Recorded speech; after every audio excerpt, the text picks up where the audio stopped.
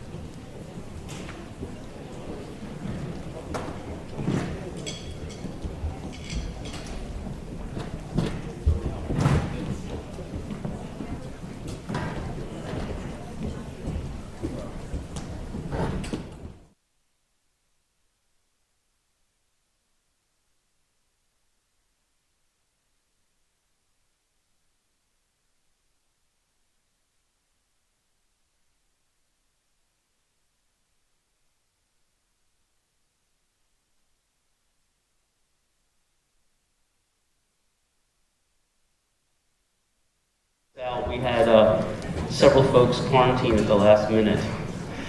So I asked two of my high schoolers to come up and cover some parts.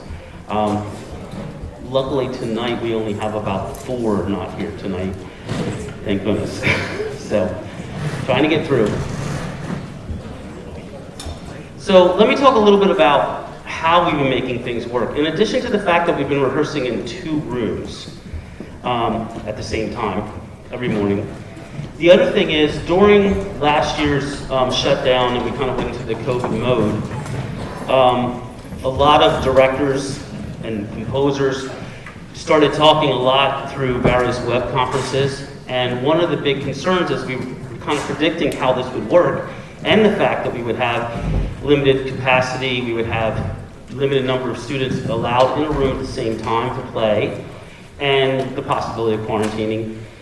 The composer community, along with band directors, a lot of groups that I work with and communicate with, started talking about creating music that would be functioning in this environment. So this music has existed in the past, but not been used very often. It's called flex band music. And what makes it different from regular concert band music is normally in a concert score, I'll have anywhere between 13 and 15 different parts. So you'd have your flute 1, your flute 2, piccolo part, clarinet 1, clarinet 2, clarinet 3, trumpet 1, 2, 3, etc. However, the reality of it is, in this environment, you might not have all those players at the same time. We might have people get quarantined, and now I'm missing those players on that part, and we can't make it work. So the solution was to create more music in the flex band genre of literature that's out there. So the reason I'm telling you that is we're kind of doing a combination of both. So the first piece we're going to play for you is a piece called Jinx.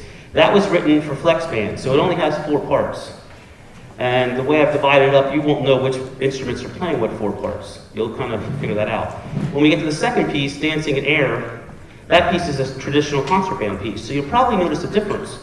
You'll hear more parts. You'll hear more harmony, and so forth. So just so you understand a little bit how that has worked. Okay, I think I covered enough time to get them ready. Will you concert up, please? Concert up.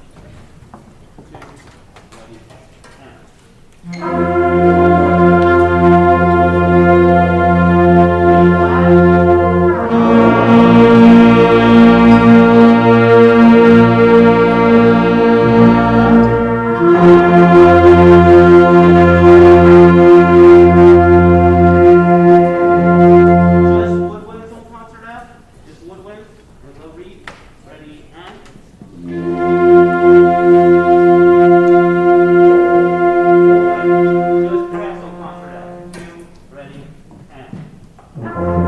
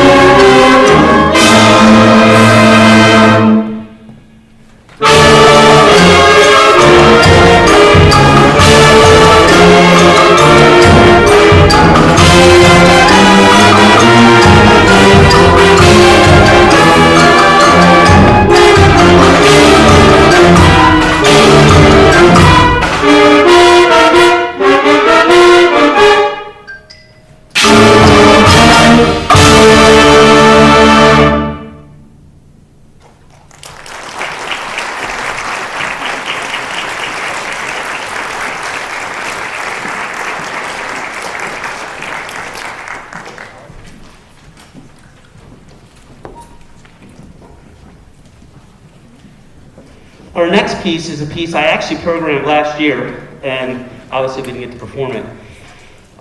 It's a really cool piece. It's called Dancing in Air, and as we play it, the image I want you to think about is eagles and other birds that like to soar. The image that comes to mind is I like to go down to Susquehanna State Park, and you can sit and overlook the Susquehanna River, and you can see eagles and vultures just kind of soaring in the thermals. And that's really what this piece kind of depicts. There's moments of soaring, and there's moments where you can hear them come and land, and then take back off again.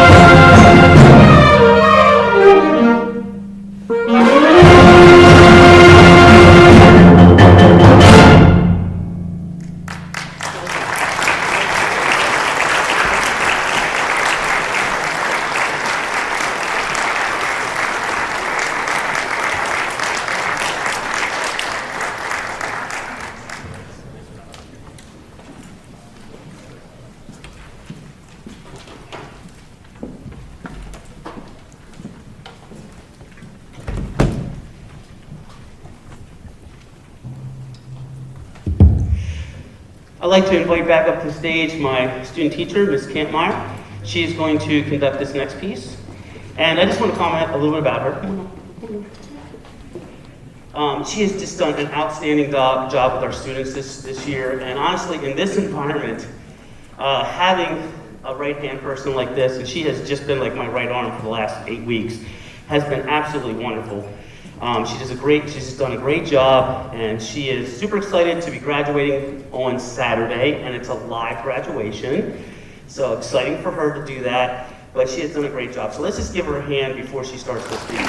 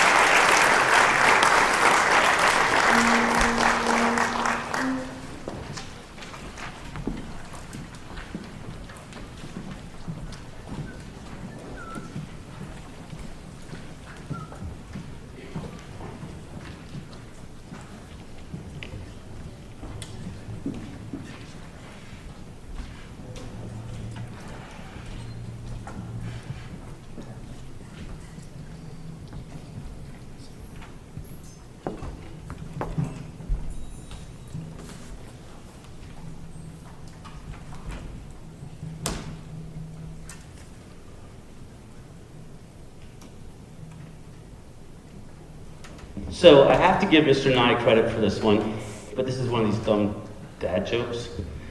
If we could have done this 2 days earlier, it would have been perfect. But instead, today we're going to call this Rise of the Sixth.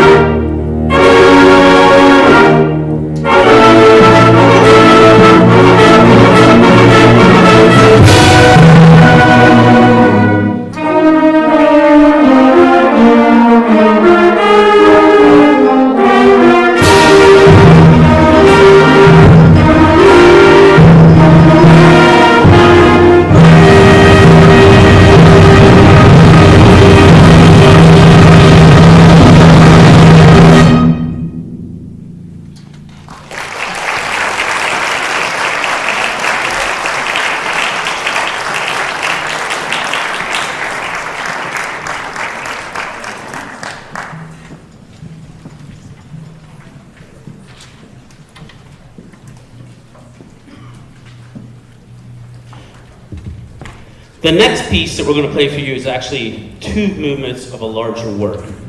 The piece is from a suite by Percy Grainger, who's a great British composer who's written many, many great pieces for concert band.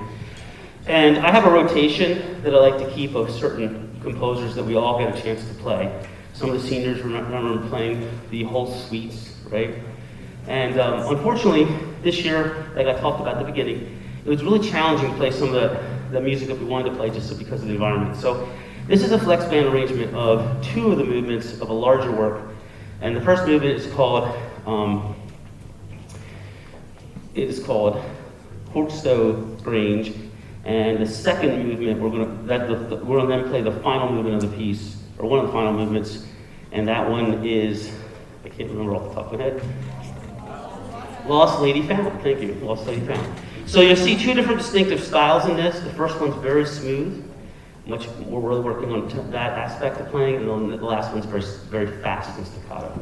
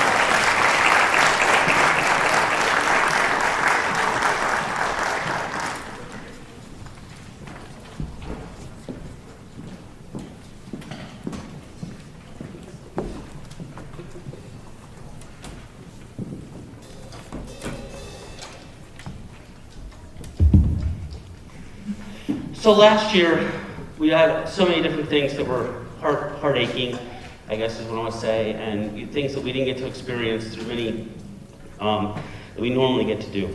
So obviously, not having our last concert last year, one of the things, besides playing with the band at the end of the years, which is one of my favorite things, I always love this concert because it's really where we get to the pinnacle of what we can achieve in a year. But it's also a chance for us to recognize our seniors. So I just would really like, real quick, can we just have all the seniors stand and can we just clap for them real quick?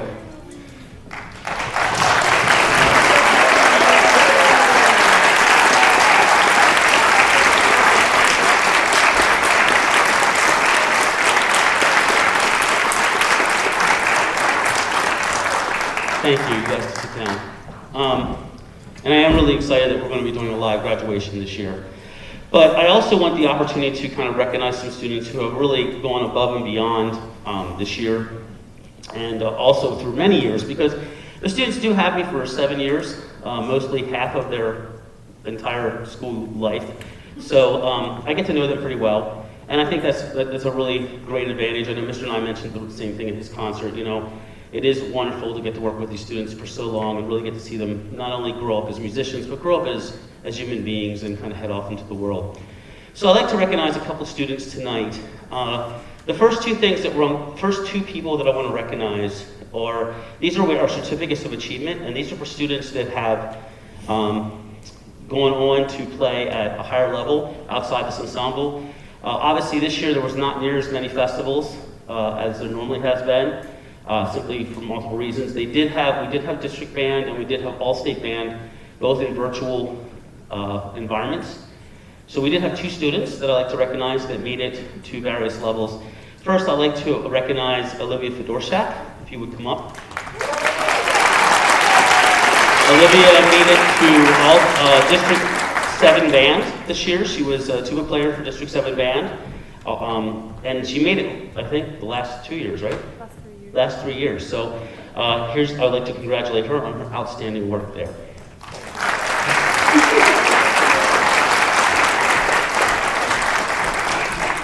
And then we have another young lady who has been auditioning since 8th or 7th? 7th grade.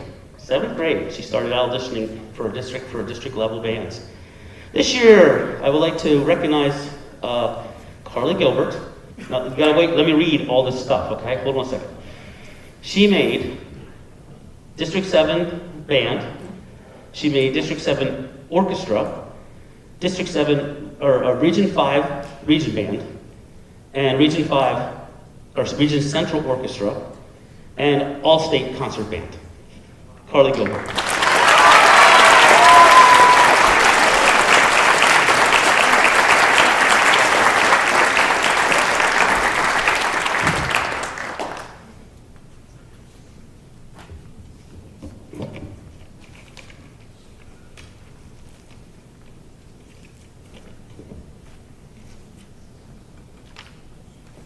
In addition to those, we always have traditionally a couple of awards that we hand out each year. There's plaques that, I'm really excited to say this, are going to go in my new band room very soon. Am I right, Dr. Galen? Am I right?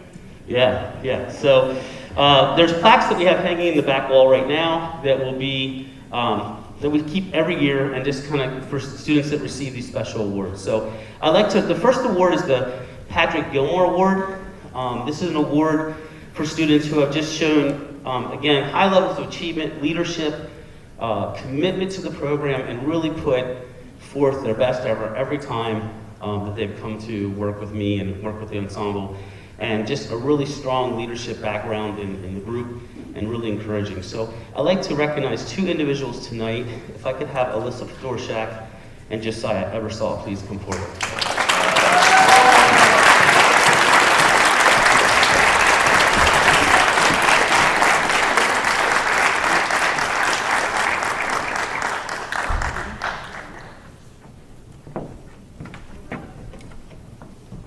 And then I have one more award. This is the kind of the top-notch award that we put up, is the John Philip Sousa Award. This is a national level award, goes into a national registry.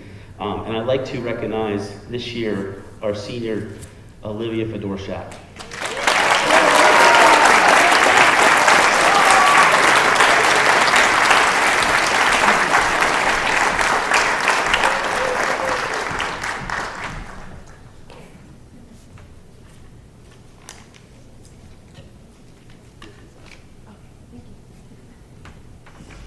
And I should say this, and I should have said this when they were up here, but I need 7th graders to hear this and 8th graders to hear this.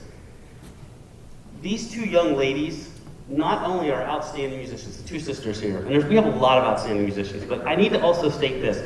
Olivia sends me a video the other week. What were you playing in? I was at a roundabout basketball game. It was like Mid-Central State. Mid-Central State, like honors, like, well, you know, Yeah, like all MVP type game, right? Yeah. And the announcer announces, she sent me the thing, it was so awesome. He announces, there's number 5, aren't you number 5? Yes. Yeah, number 5, making a three-pointer, right? Yeah. And he's like, oh, by the way, just so you know, not only is she a great basketball player, but she's also a district level tuba player.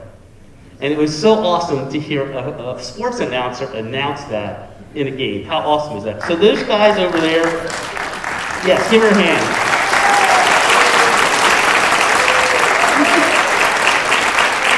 And her sister, Alyssa, she's won, what was the most recent thing for running? Oh, I medaled at states and I won as a league champion. Right. And we also have another one over here, a saxophone player who won in swimming, right? He medaled at states in swimming. So I'm pointing out this to all of you folks sitting over there, because guess what? You can be a great athlete and still be in band.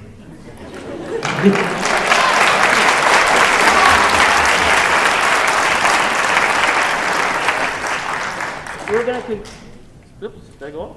It went off. Here we go. We're going to conclude tonight's program with a piece, a little favorite piece that we did a couple years ago. It's a Spanish march, Angarita Roca.